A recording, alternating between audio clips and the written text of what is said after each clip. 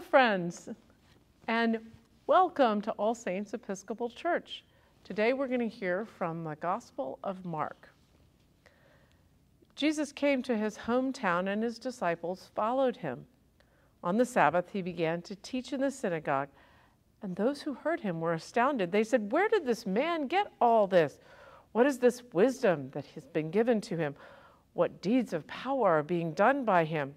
Is not this the carpenter, the son of Mary and brother of James and Joseph and Judas and Simon?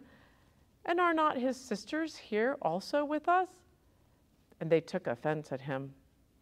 Then Jesus said to them, "Prophets are not without honor, except in their own hometown and among their own kin and in their own house." And he could do no deed of power there, except that he laid his hands on a few sick people and cured them. And he was amazed at their unbelief. Then he went on about the villages teaching. He called the 12 apostles together and sent them out 2 by 2, and gave them authority over the unclean spirits. He ordered them to take nothing for their journey except a staff, no bread, no bag, no money in their belts, but to wear sandals and not put on 2 tunics. He said to them, "Whenever you enter a house, stay there until you leave the place. And if any place will not welcome you and they refuse to hear you as you leave, shake off the dust that is on your feet as a testimony against them." So they went out and proclaimed that all should repent. They cast out many demons and anointed with oil many who were sick and cured them. This is the gospel of the Lord. So today is Sunday, and we also know that it's the 4th of July, and a lot of people have gone home to be with family and friends. And I don't know where you are watching this from, but I hope that you're having a good Sunday. And we hear about Jesus going home. And he went home, and when he got there, and he was trying to talk to people about God and tell them that God loved them, and also he was there to be among them and to teach them, they really were offended by what he had to say. They were like, "Well, we remember you when you were little. And what are you doing trying to tell us something now?" Have you ever had people tell stories about you when you were little and you couldn't do something, even though now you can do something and you can do it quite well? I had a friend, and he was very small. In fact, they called him Little Rich. Now, Little Rich is over 6 feet tall now, but they still call him Little Rich whenever he goes home. He had an accident, fell down the stairs, and he broke both of his legs. And so it took a long time for him to be able to play sports as well as the other kids. No matter that he wound up being very good at tennis, it was still Little Rich, and people still told stories about how he was clumsy. It seems that people sometimes have a hard time forgetting the past. And that's what was happening with Jesus. They were remembering what he used to be like, and they were unable to see the person that was right before them. And that meant that Jesus really couldn't be who he was. The story Mark tells says that Jesus really wasn't able to heal the people in the same way that he'd been able to heal others, because the folks who were looking at him had him trapped in the past. And so we hear in this gospel an invitation to a couple of things.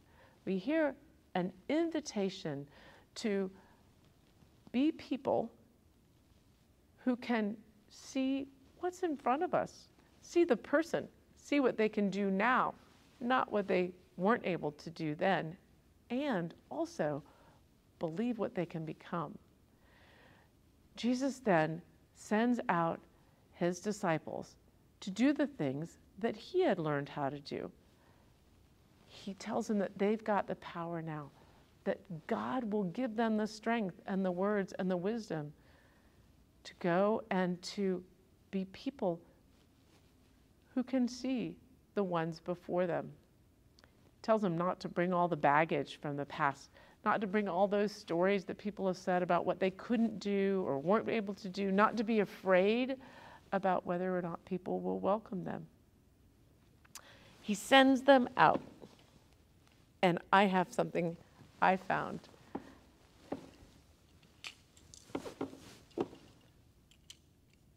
We remember that we are people who have been sent. And I'm going to see if I can send this on. Let's see what happens if we do this. All right. I don't know.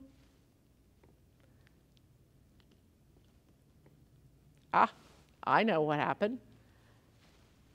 I love this. I had Matchbox cars when I was little, and it had the twisty turny wheel. It'd go round and round and round, but you always have to get it started. And that's what Jesus is saying. We always have to get started somewhere. Woo! So we are people that Jesus sends. He gets us started, but we also have a second thing. As we're sent into our playgrounds, as we're sent into our schools, as we're sent into our sports teams, into our dance teams, into our homes, into our families, into our schools, we are sent to see people with all the wonderful things that God has given them. But we've also got a second task. We're also to welcome people. And I think it's really important for us to remember that we go out, but God also is sending people to us. God's sending people to us to help us see ourselves differently. But we can't do that if we don't remember to welcome them. This is a welcome mat. You probably have one of those at the front door. You shake the dust off of your feet and come in, and you are welcome. And all are welcome here. I'm going to put it right in front of the altar because we know that it's important for us to remember that all are welcome in God's church.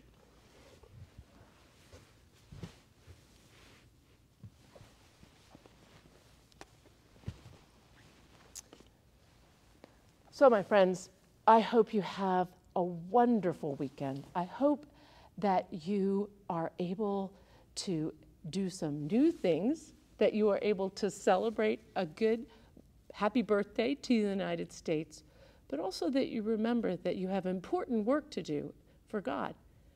You have the important work of helping people see themselves as God sees them, with all the good things that they're able to do, and to welcome people who God sends to you. See you next week.